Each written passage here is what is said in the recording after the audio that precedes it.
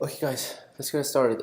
So today we're going to carry on our discussion about PEng learning, and we're going to relate the in-sample and out-of-sample error, which was corresponding to your training and test error, to PEng learning. So also at the end, we're going to see how we're going to generalize the PEng learning when we have higher number of M's as our hypothesis and a higher number of N as our samples.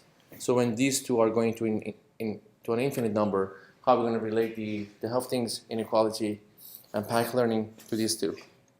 All right, so as a recap, you recall that we were defining En or in-sample error for our hypothesis H as the summation of all the i's from 1 to n for the cases that the hypothesis for every arbitrary x wasn't equal to the target label. So you had a misprediction in a sense.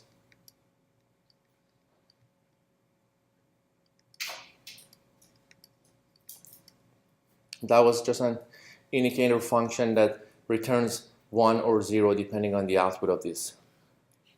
All right, so that was your training error.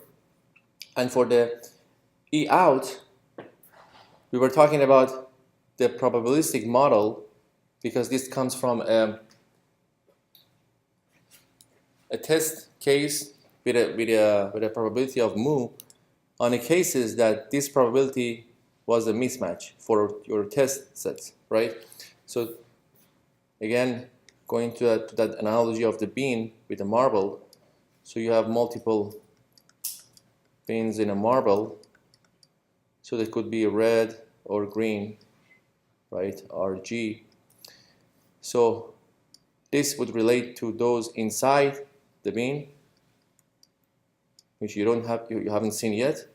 This would relate to those that you have already sampled from the bean. So you sampled 3 of those, and then it was R, G, and R, right?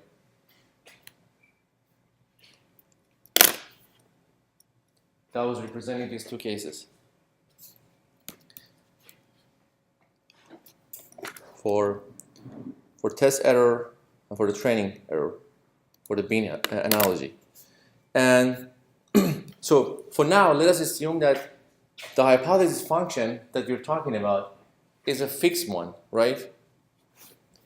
By referring to it as fixed, I'm talking about the case that we selected H, the hypothesis H, from our hypothesis set before we observed our data, right?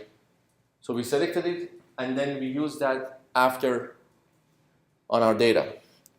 On the case of neural networks, so suppose you have a neural net, you haven't seen the data yet. You just fixed your architecture of the neural net, so how are we going to pass those values, right? So in this case, you have a fixed hypothesis. Later on, we're going to have another case for the situation that the hypothesis is not fixed, so we can change it after we saw the data. Question?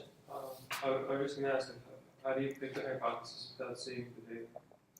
So for instance, in the case of neural network, right, you can pick your hypothesis and you can pick your learning algorithm.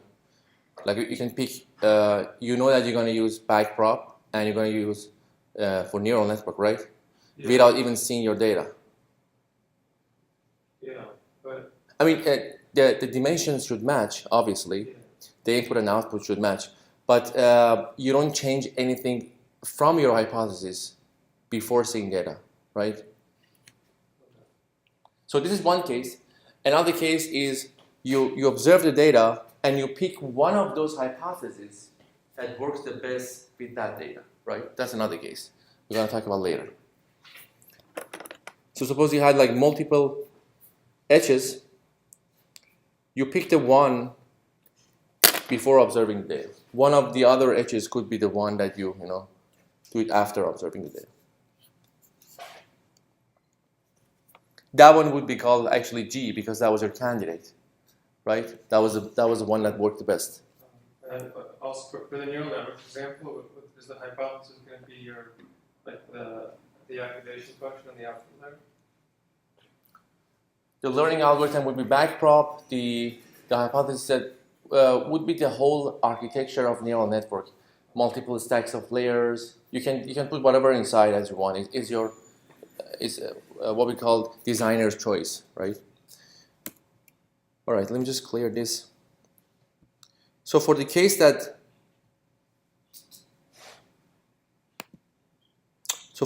that your edge, your hypothesis was fixed because you selected it before you observe your data set, we can define a z function. If you recall, this was coming from a Bernoulli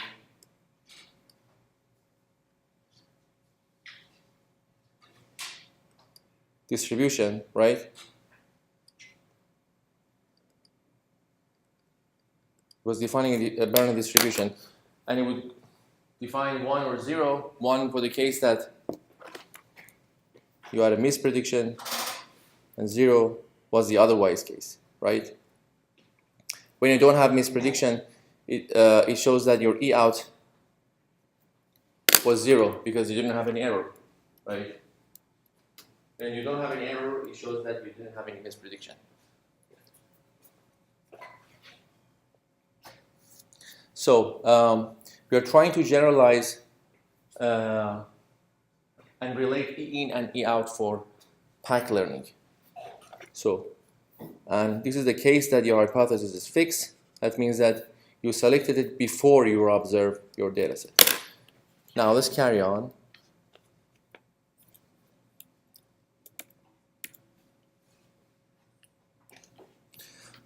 So now let us assume that we have multiple z's because we have multiple instances. That's why we call it z of I for I from I to n, and this n represents the number of samples, right? So thus you have multiple of these. So our claim says that when we have multiple z's, and these z functions are all IID, which are they are dependent from each other, and also they are coming from a Bernoulli distribution with the probability of mu, with these two conditions. That's define a random function for us, a random variable or random x's for us. And these random x's are coming also from an IID distribution. They are independent from each other, and they are represented by P probability value, right? So these two matches each other.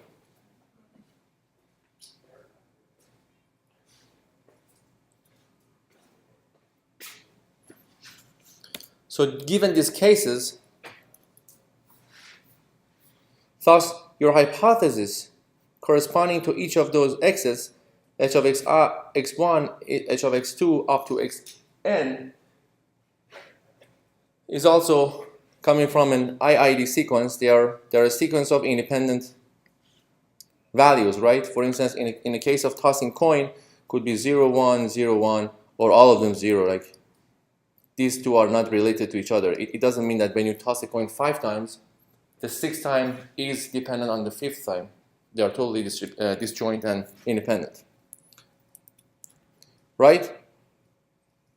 And then finally, when we have h of x1 up to xn is IID, thus we can say for any fixed hypothesis, the set of hypotheses and the function f, which was unknown to us, also is an IID sequence. It's just a generalization of the case that when you have random variables, when you have this will force your hypothesis set to become an independent as well. It's just like a case of the tossing coin analogy.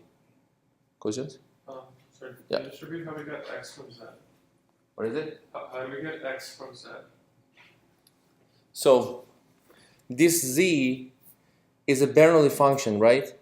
Here.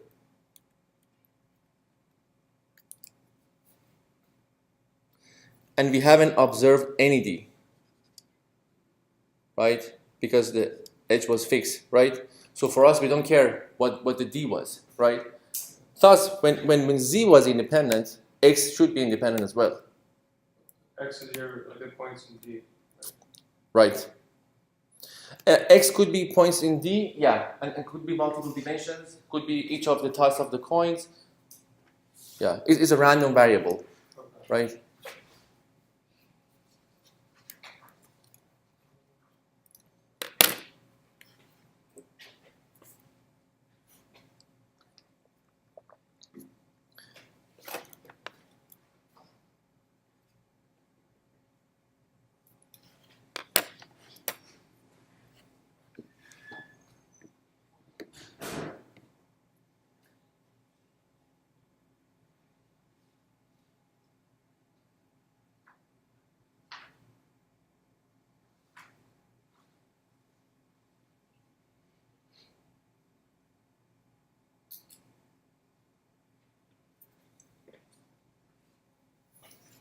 Okay.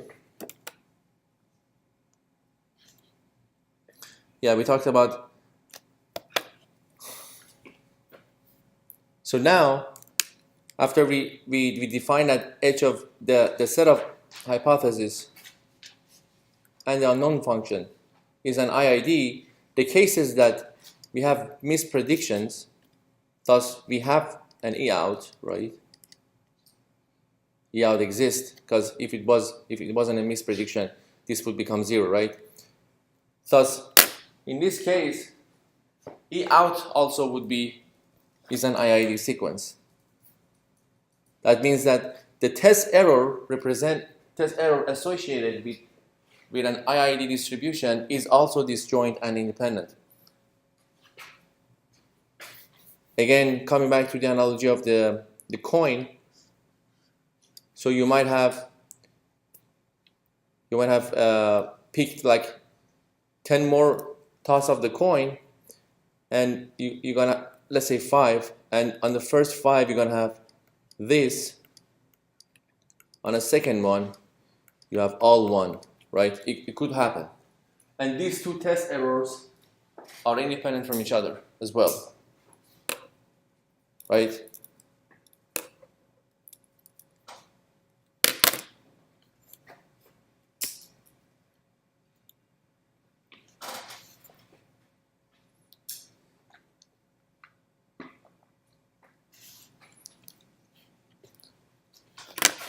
We knew from the previous lecture that E in of H could be defined as this. Summation of all the i's from 1 to n of z i's, and we would call this v of n, right? V was the probability of having, on a case of marble, bean of marbles, you had the probability of the marbles inside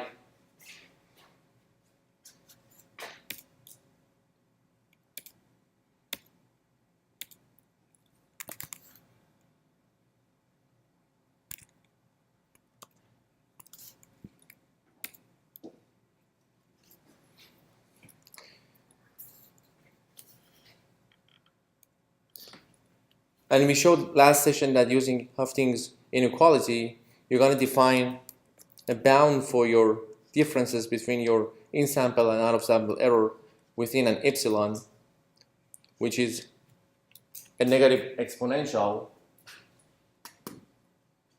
e raised to minus 2 n sigma 2. And we would call this value delta as well, right? And using this delta, we could define confidence levels of these two sides, right? That was a confidence level. We're going to talk about it later as well.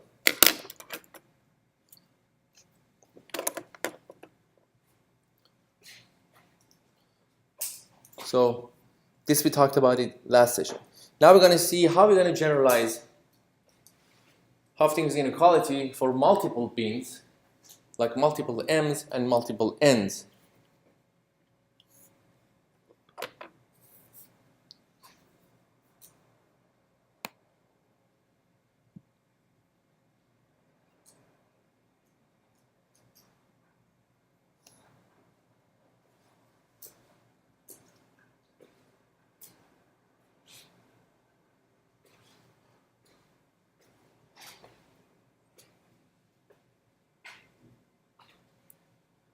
Yep.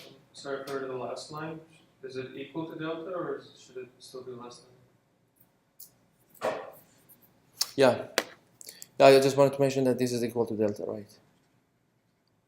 Yeah. This value is actually equal to delta.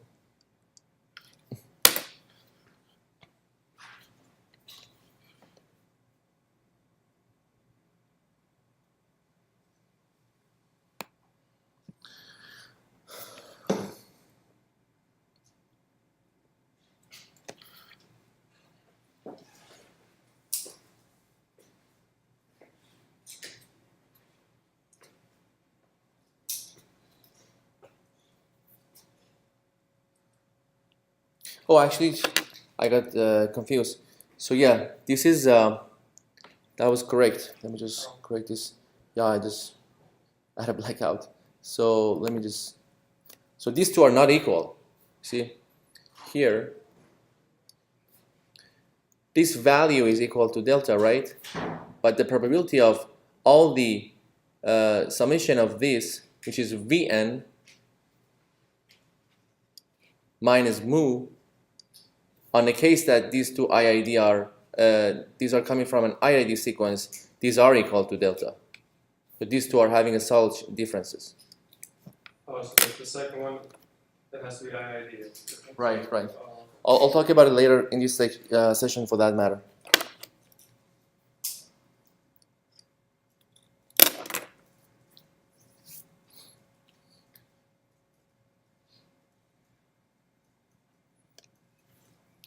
We can define the chance or the probability that this would be equal. And that's the confidence level, right? Outside that confidence level, it would be smaller than equal. So let's carry on here. So just like what I told you in the previous slide, so with the probability above 1 minus delta, which was your confidence level, right?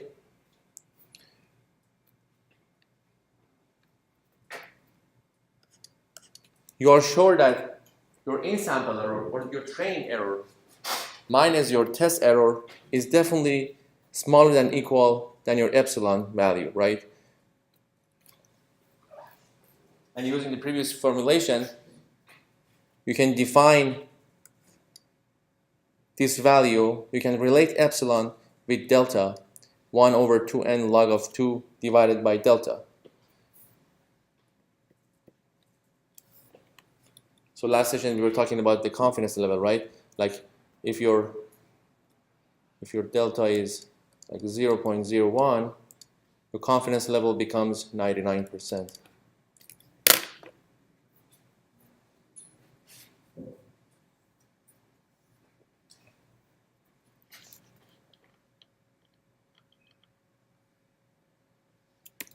So bringing the right hand side to the left side, we can define an upper bound for our test error or out of sample error of hypothesis H as training error plus this value. And this value changes by the number of samples and by your confidence level, or by delta that could represent your confidence level, right? So you see that we can establish a relation between our test error and training error with a number of samples and with the confidence level that we have in our IID distribution.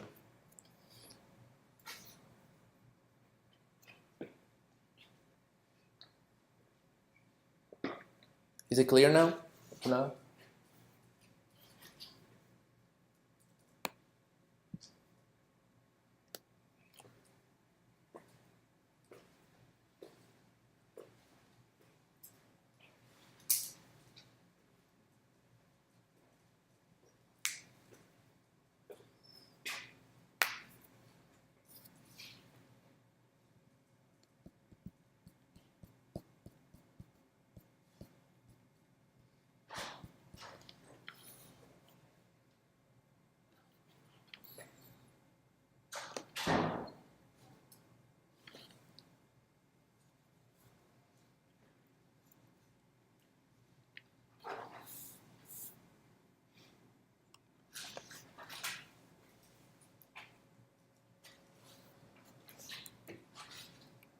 So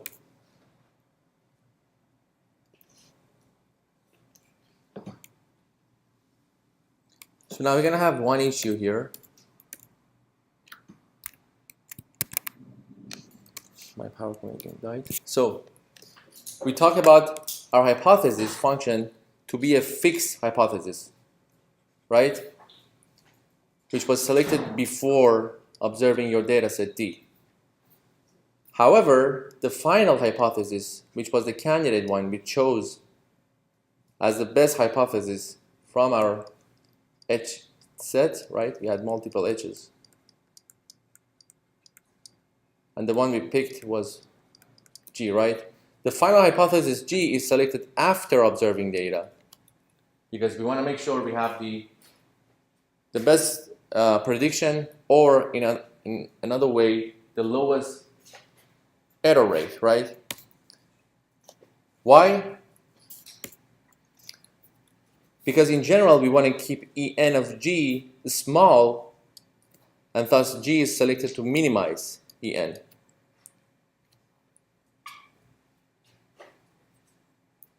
That candidate hypothesis that we select in order to couple it with our learning algorithm, we do it in a way to minimize En through various means. We saw a bunch of them already in this course. And now we're going to have a problem. Our G's are not IID anymore because now they are dependent. They are not independent from the data, and they are dependent to each other, right? And thus, the Hufting's inequality cannot be applied in this case, right? Now we have to find a way to adopt Hufting's inequality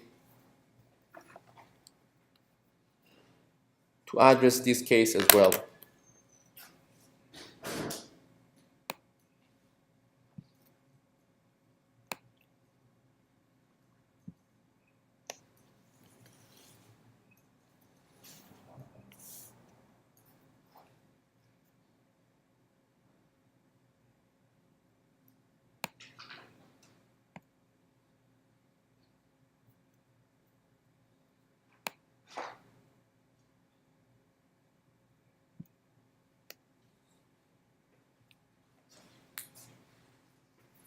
Okay, let's just pause and go back to the fourth lecture again when we were talking about generalizing Hufting's inequality to multiple beans.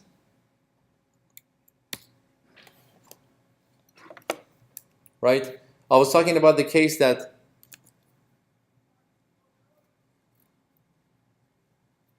your V, when you take some out of the beans, although you have mu and V, which are unknown, but since you have multiple disjoint extractions, each of those are unrelated to each other, right? That's why each of the V's have different distribution themselves. So V1 has, in this case, 1, 2, 3, and 4 here, 7 out of 10 red. V2 has only 3. Vm, the M's one, has 6, right? And these won't match, right? So now how are we going to use this M here and generalize Hufting's inequality to multiple beans? Because these are IID itself, right? They are disjoint and independent from each other. Just like tossing coin each time.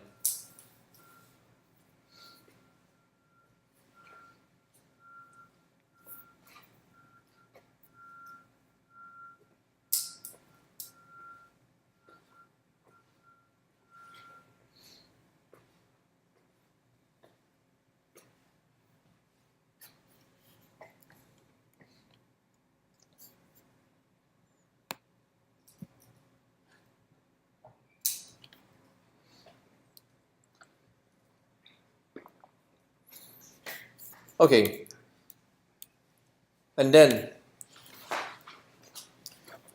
how are we going to generalize Hufting's inequality? It's a simple rule with a union bound of all the m bins, right? So we start from knowing that the probability of E in of G, which was the candidate one,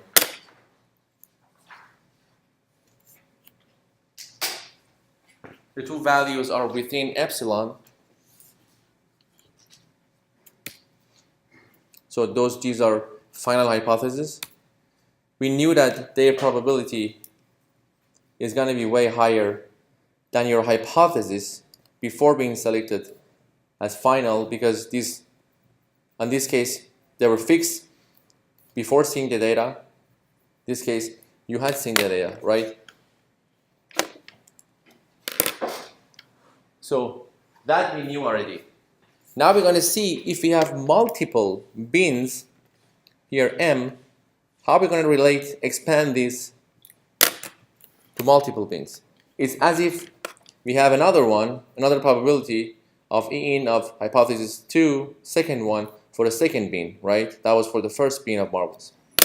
And you can just carry on going m times E in of h of m minus E out of.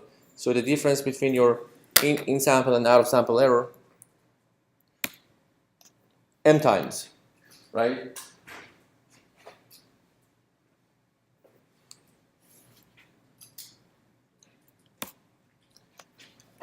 So the union bound rule tells us, since these are separate independent events, we have to make a union out of those. So you have to sum all the probabilities from m1 up to m, big M, your E in of hm minus out of sample error of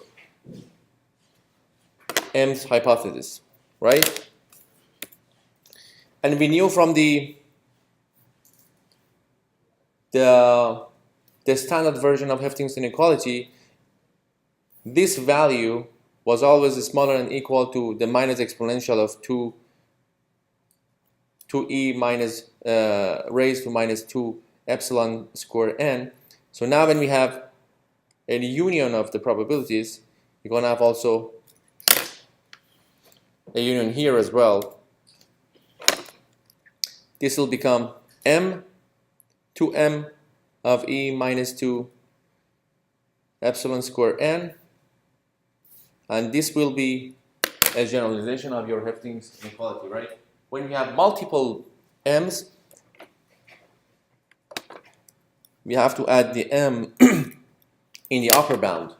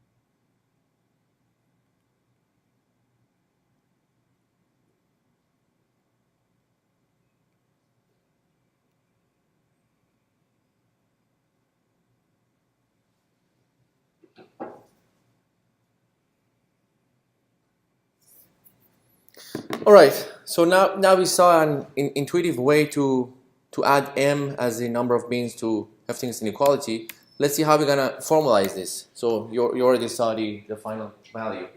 So I just want to mention this because we want to have the same notations as the other sections.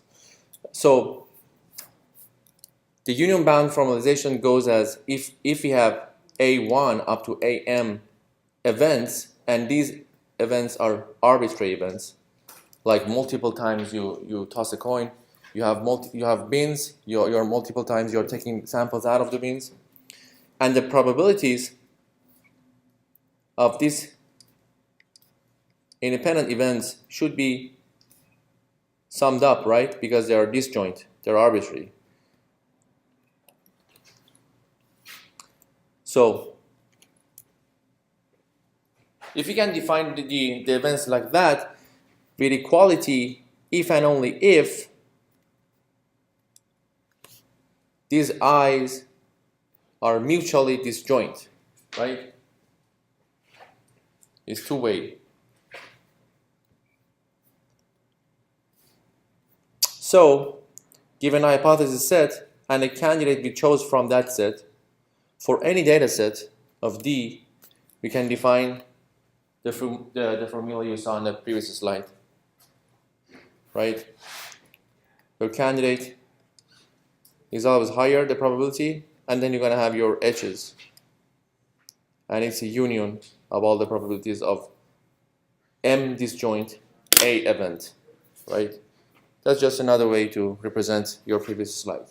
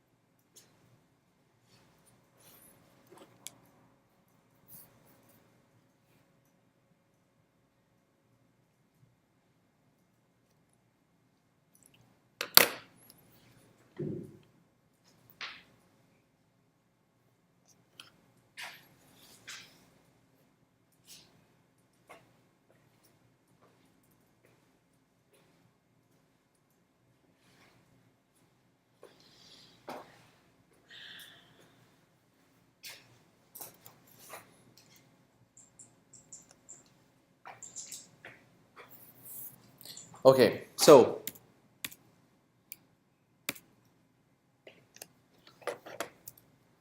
this is the rest of the first line. I couldn't fit that one there. So in total, you have the probabilities of your candidate, the differences between your candidate hypothesis, your hypothesis, and also that would be the summation of all, right? And then, yeah, that was the new upper bound that we discussed 2 slides ago. It's just there for your reference. So you're going to add M here for M disjoint.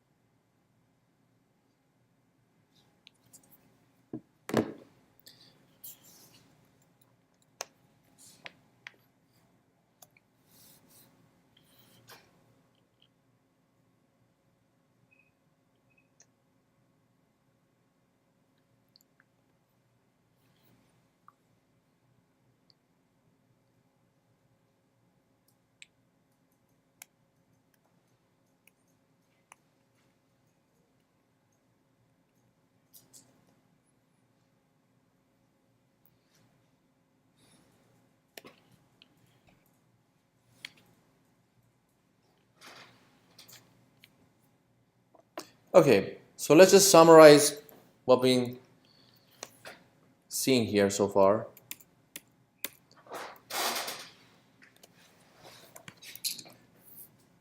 So, since we started to talk about a fixed hypothesis, and then we added G as the candidate hypothesis after observing data, so this shows also in another way, just like this. You see here, if you want to relate these two together, if you want to relate this with the first one, right, that talks about the G candidates, and this one, which you added M, it's as if we have our Hufting's bound weakens by a factor of M, right, for the G's.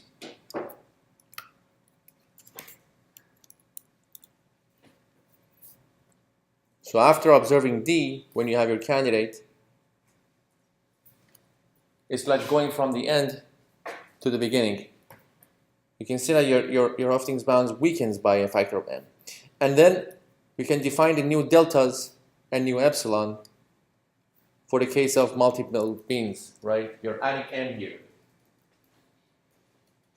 So delta would be 2M minus exponential, and your delta would be root square of 1 over 2n log 2m divided by delta.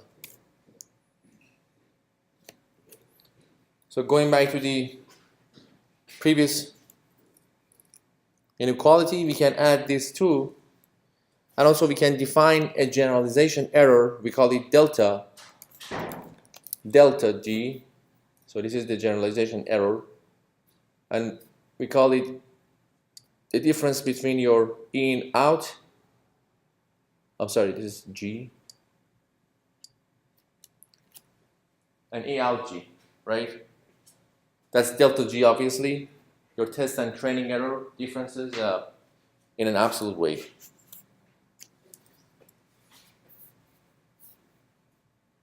Thus, this would become simple enough as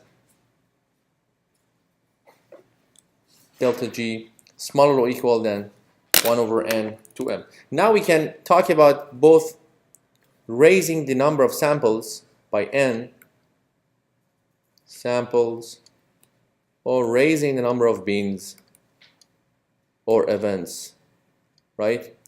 Now we have a bound that describes both cases for us, n and m, and also m.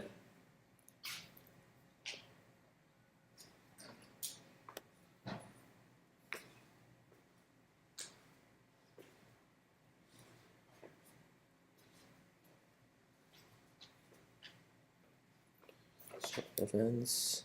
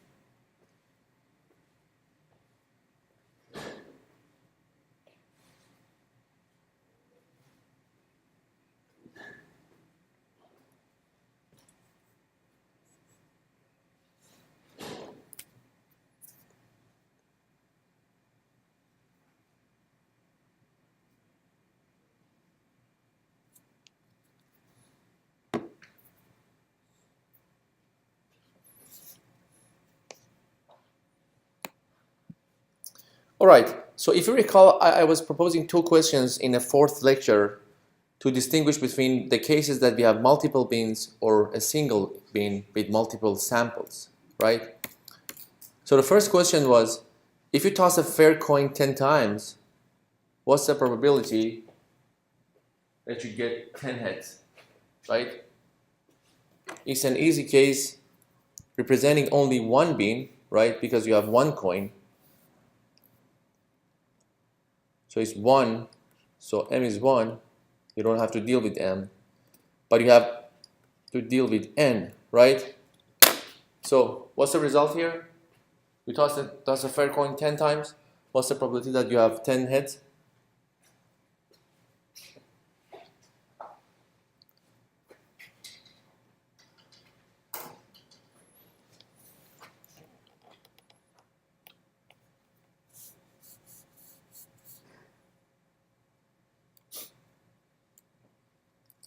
Okay, so it's because you have one coin and they are dependent to and each of them are having 50% chance, so you have to multiply it 50%, 50%, 10 times, and then it's as if you have 1 over 2 to the raise of 10, which is almost 0.1%, right? So this was the case that you have one beam.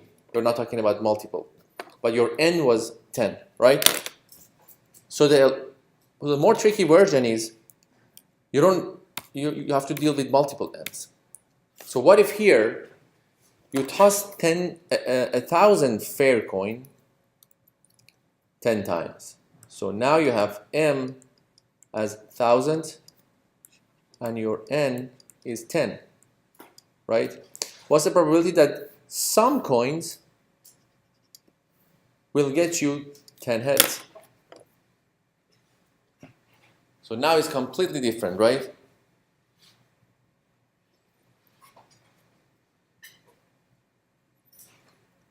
Suppose you have 1,000 people standing in front of you and you ask each of those to toss 10 times. So what's the probability that some of the coins, some of those 1,000 coins, will get 10 heads?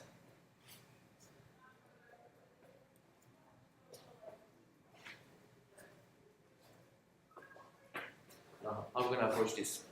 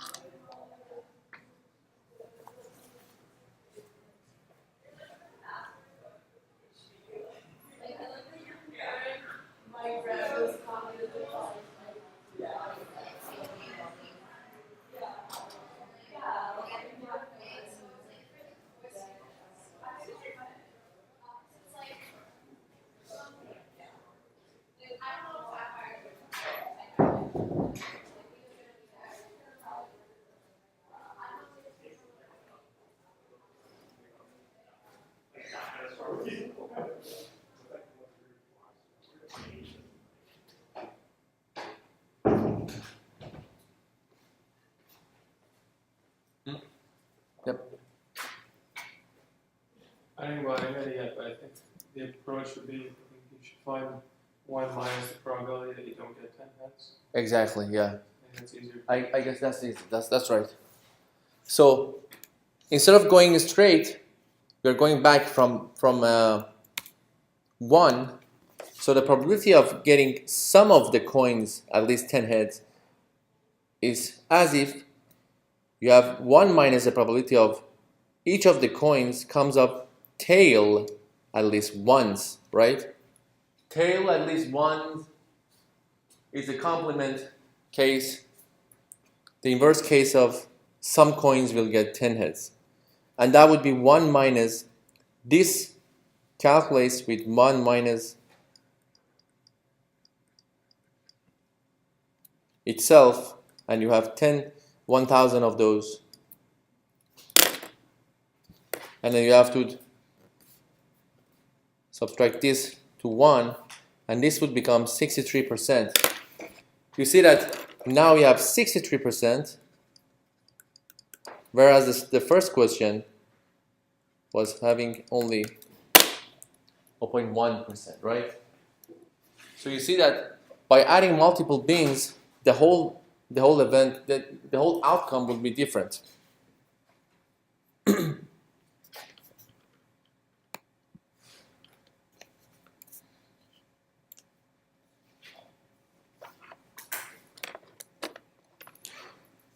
All right, so to just conclude here. In general, to sum up, we can say when we increase the m, when we increase multiple, when we increase to multiple bins or multiple coins or multiple disjoint events, delta G, which was the difference between your in sample and out of sample error, will go higher, right? But when you increase m, your training error, your in sample error of G, decreases. On the other case, when you increase the samples,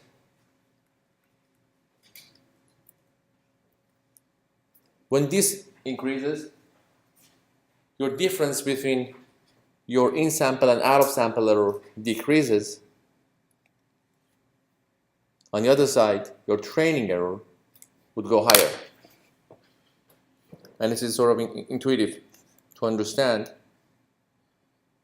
Using these two, we can define underfitting and overfitting with Hoeffding's inequality as the generalized case, right? So for the case of M, this is for M's, this is M, and suppose this would be your ideal choice of M or M star. In this case, N is fixed, M is varied, right? The red line, the red curve represents your delta G, the difference between E in and E out. And a blue one starts high, but when you increase your M,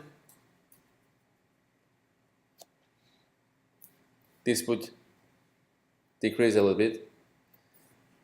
And these two can define our underfitting and overfitting situation. On the case that your M varies, your N is fixed, right? Now, let's look at the other case. When you vary N,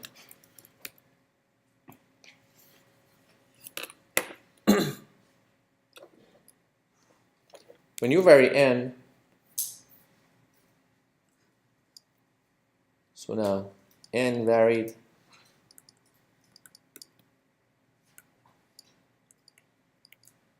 fixed, right? So this is representing your varied N. Your overfitting starts at the beginning. Your in-sample error will go higher a little bit. So starting from here, goes up to here. And your delta G will go lower, right? So did you start from overfitting and then you go down towards underfitting?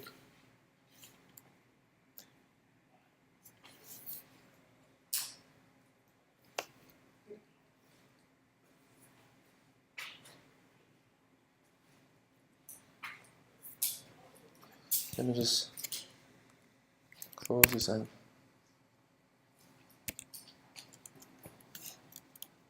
okay, it's clearer now.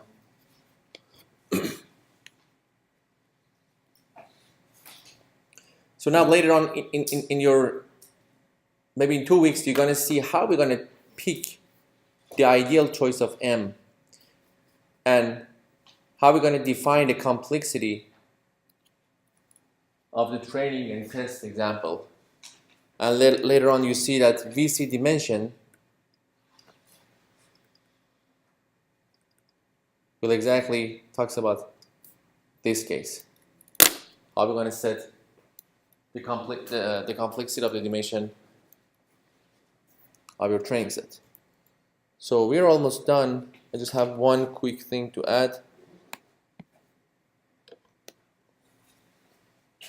And that's the case that you gotta have a small issue here.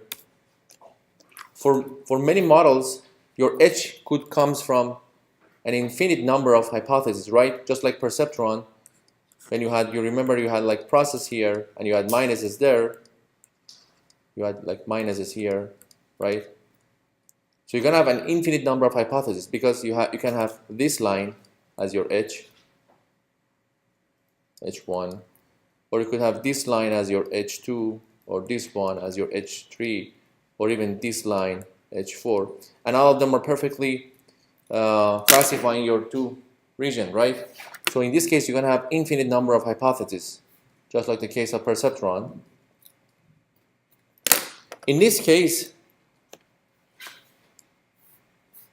the above bound that we discussed in a previous slide, delta G is going to be too loose, right? Thus, it's going to go towards infinity. So that's one of the issues about this error generalization.